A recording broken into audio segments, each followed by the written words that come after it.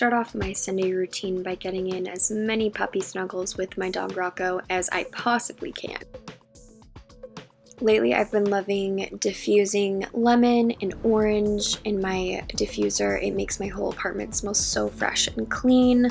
I also love this candle by Bath & Body Works. It just makes my apartment smell like wintertime. Over the weekend, I tend to indulge, which is why I find it so vital to hydrate your body and give everything a good cleanse. The best way that I found to do this is just to drink water.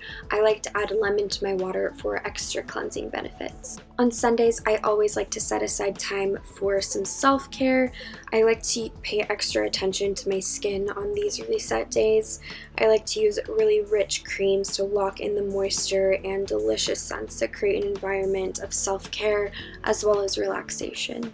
I will list all of the products that I'm using in this video in the description box below. For self-care for my mental health, I like to take what I call quiet time on Sundays, which is where I completely turn my phone off or any distractions.